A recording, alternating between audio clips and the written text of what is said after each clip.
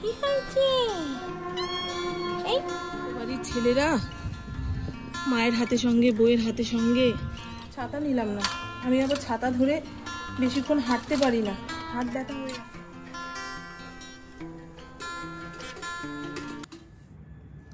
Good morning, শুভ সকাল। কেমন আছেন আপনারা সবাই? নিশ্চয়ই খুব ভালো আছেন, আমিও খুব ভালো আছি।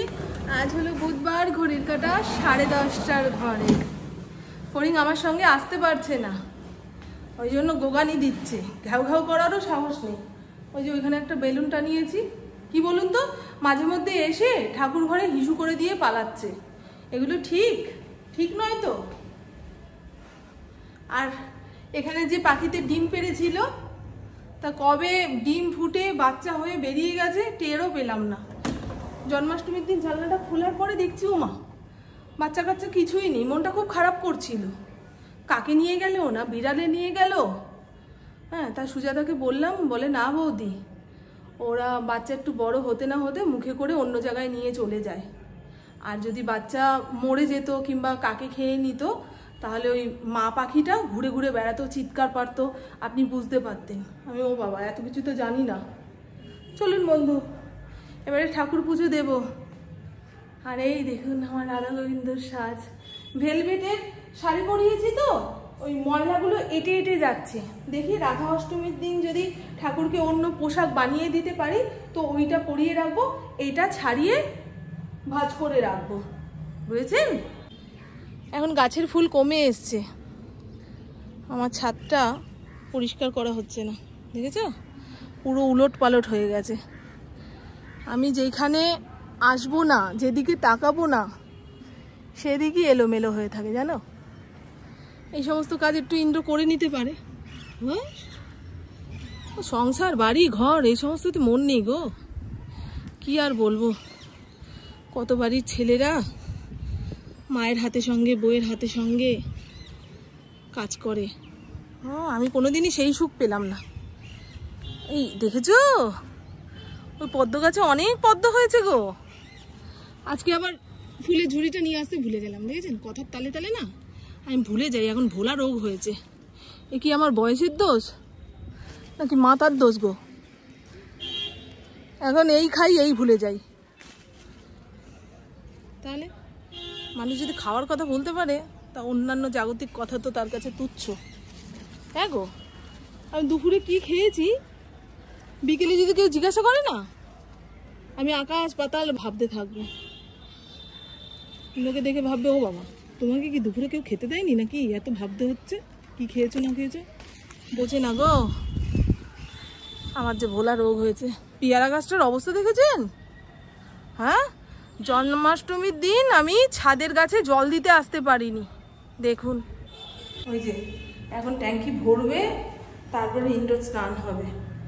কি না, এখন কলের মুখটা এমন লাগিয়ে দিয়ে গেছে, ওই একটুখানি খুললেই হুড়মুড়িয়ে জল পড়ে। আর ও তো কল চালিয়ে দিয়ে বাসন মাজতেই থাকে। বুঝেছো? অনেকবার বলেছি, সুজাতা বাসনটাকে ভিজিয়ে কলটা বন্ধ করে দাও, তারপরে মেজে ঘষে ধোবে যখন কল চালিও। কার কথা কে শোনে বাবা? আমি অত খিটখিট করতেও পারবো না গো। একবার দুবার মানুষকে বলি, তারপরে শোনা না শোনা তার ব্যাপার। অসুবিধা হলে ছাটাই, আর কি, এর বাইরে তো আর কিছু করার নেই। আর যখন তাকে ছাড়া আমার চলবে না, তখন বারবার খিটখিট করেও লাভ নেই। এই গাছটাতে ভরে ভরে ফুল হয়েছে, দেখতে পাচ্ছেন? এই দেখুন, হ্যাঁ, মিনি টগর। আমার ভালো লাগে না, তুলতে তুলতে হাত ব্যথা হয়ে যায়। হ্যাঁ, ঠাকুর এসে গেছি আমি।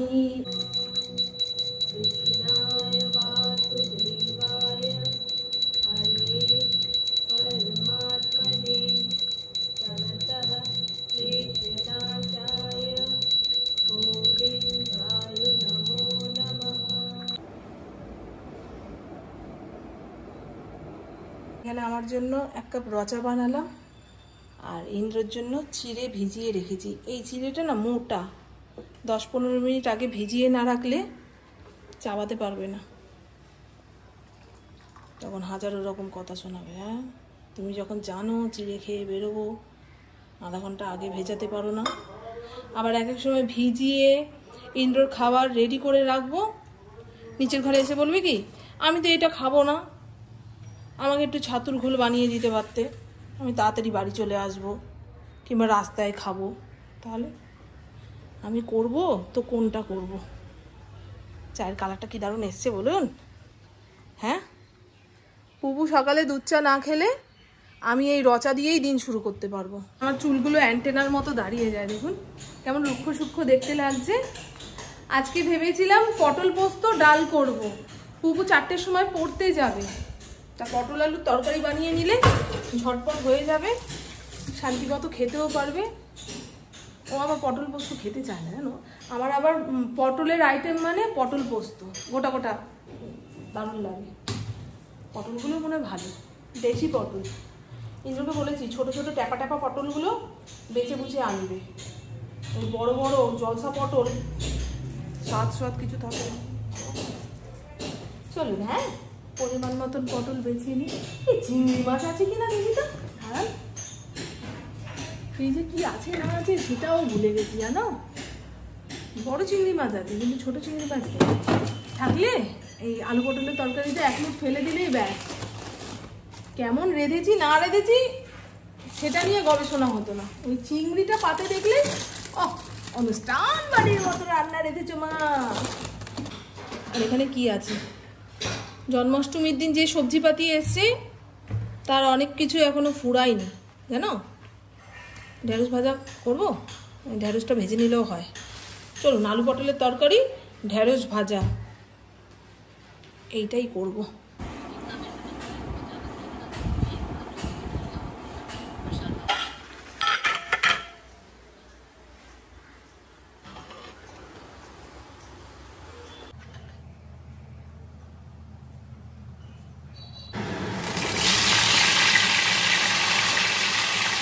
খাওয়ার সময় হয়ে গেছে, তুমি ঘড়ি দেখতে শিখে গেছো। ঠিক 1:30 বাজলে ও যেখানেই থাকুক আমার সামনে এসে হাজির হয়। যদি মা খেতে দিতে ভুলে যায়, মাকে তো মনে করিয়ে দিতে হবে।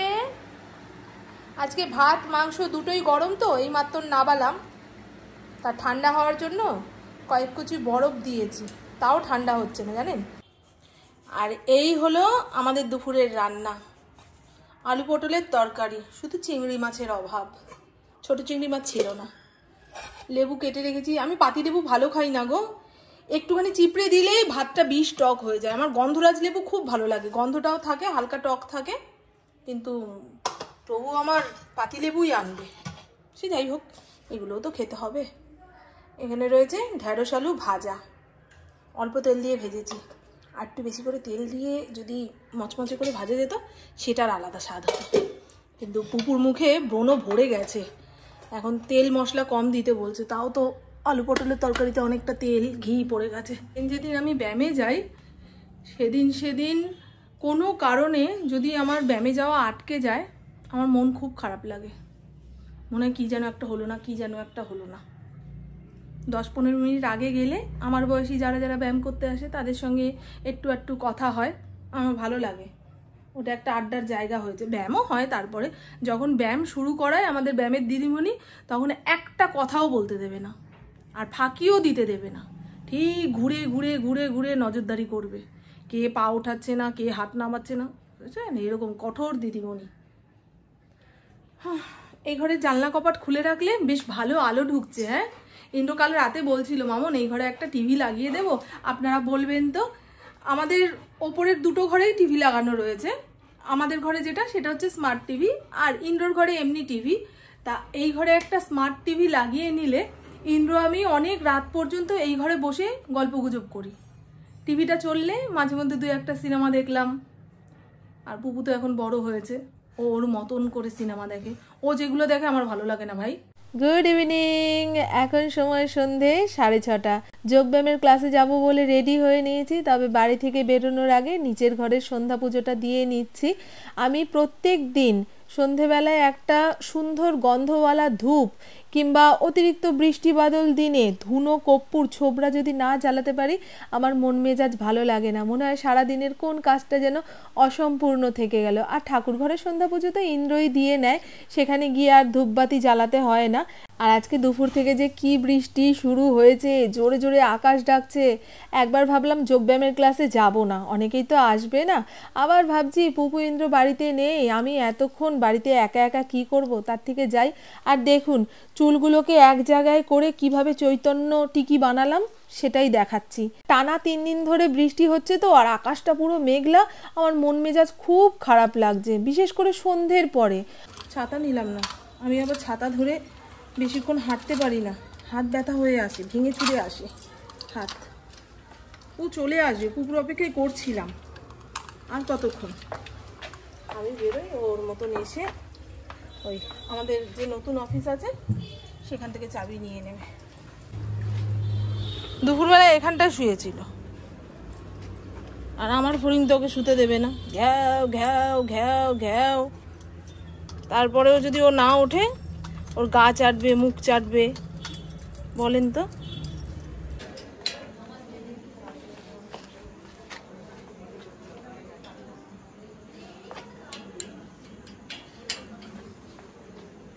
কি হচ্ছে? কি হয়েছে? এই কি হচ্ছে? তুমি তো ঠিকঠাক জায়গায় বসেছিলে। ওই দেখো, ওই দেখো।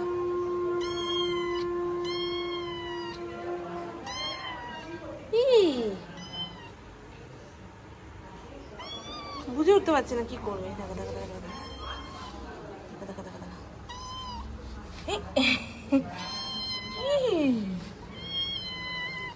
আসো চলো। ওরে বাবারি, ওরে বাবারি, ওরে বাবারি, ওরে বাবারি। কোকো আবার দেখছে। হ্যাঁ, এটা গত রবিবারের ভিডিও। রাতে আমার আর পুপুর জন্য ইডলি বানিয়েছিলাম। ইডলিটা বানিয়েছি ওই মশালা রাভা ইডলি মিক্স দিয়ে। এর মধ্যে সুজি মশলাপাতি পুরো রেডি করা থাকে। পরিমাণ মতন বাটির মধ্যে নিয়ে নিলাম। ওই 1 কাপের মতো সুজি নিয়েছি, তার মধ্যে 1/2 কাপ দই মেশাবো, টক দই কিন্তু। আপনারা চাইলে এই রাভা ইডলি মিক্সটা এনে বাচ্চাদের টিফিন বানিয়ে খাওয়াতে পারেন, খুব ভালো, মানে ঝটপট হয়ে যায়। এবারে অল্প পরিমাণে জল দিয়ে ইডলির ব্যাটারটাকে ভালো করে গুলে নিতে হবে। তারপরে 10 থেকে 15 মিনিট ঢাকা চাপা দিয়ে রাখবো। একটুখানি ফুলে যাবে, তখন যেটুকু জল দেওয়ার প্রয়োজন মাপ মতো জল দিয়ে আবার ভালো করে ফেটিয়ে গুলিয়ে নিতে হবে। আর এটা আমার অনেক পুরনো ইডলি মেকার। ওই স্টিলটা খুব একটা ভালো নয় জানেন, সাইড দিয়ে ভেঙে গেছে। তা এই ইডলি মেকারের প্রত্যেকটা খাপের মধ্যে ভালো করে ঘি বুলিয়ে নেব, যাতে ইডলিটা আঠার মতো চুপকে না যায়, খুব সহজেই যাতে তোলা যায় সেই কারণে। আপনারা চাইলে সাদা তেলও বুলিয়ে নিতে পারেন। এবারে এই ইডলির ব্যাটারটা দেখেছেন তো ঘনত্বটা কেমন হয়েছে, ঠিক এই রকম ঘনত্বের ব্যাটারটা বানাতে হবে। ছোটাছুটি করলে কিন্তু হবে না, তাহলে ইডলি আর গোল হবে না, চারিদিক থেকে ছড়িয়ে যাবে। এই পুরো ইডলি মেকারের মধ্যে মোট 12খানা ইডলি হবে। আগে থেকে ইডলি মেকারে জল ফুটতে বসিয়েছিলাম, এখন গ্যাসটাকে আস্তে করে দিয়ে স্ট্যান্ডটা বসিয়ে দেব। প্রায় 10 থেকে 15 মিনিট যাবত হালকা আছে এটা হতে থাকবে। তারপরে ছুরি দিয়ে চেক করে দেখব ভেতরটা সেদ্ধ হয়েছে কি না। ছুরির গায়ে যদি ব্যাটার লেগে থাকে তাহলে আরেকটুখানি হতে দিতে হবে, আর যদি ছুরি ঢোকানোর পরে পরিষ্কার হয়ে বেরিয়ে আসে তাহলে বুঝতে হবে জিনিসটা হয়ে গেছে। এটা আরও 2 মিনিট হতে দিতে হবে। হ্যাঁ তুমি এসে গেছো, তোমার তো খাওয়া হয়ে গেছে, কমপ্লিট খাওয়া। হ্যাঁ, আবার কিছু সংবাদ নিতে এসো। ইডলি খাওয়ার জন্য বাদামের চাটনি বানাচ্ছি। প্রথমে বাদাম, পেঁয়াজ আর কাঁচা লঙ্কা মিক্সির মধ্যে পেস্ট করে নিয়েছি। তার মধ্যে ফোড়ন দেব কারি পাতা, শুকনো লঙ্কা আর সর্ষে একসঙ্গে তেলের মধ্যে নাড়িয়ে চাড়িয়ে নিয়ে ওই পেস্টের মধ্যে দিয়ে দিলাম।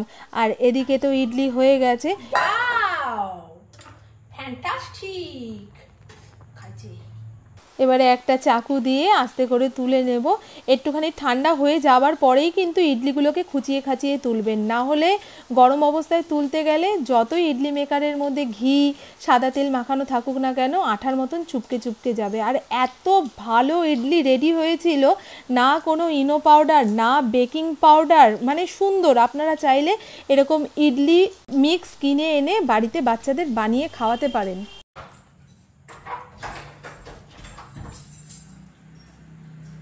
দারুণ হয়েছে না? চলো, আমাদের খাবার উপরে চলে যাচ্ছে। ইন্দ্রকে খাবার দাবার দিয়ে যে কটা বাসন পড়বে সব গুছিয়ে যাচ্ছি।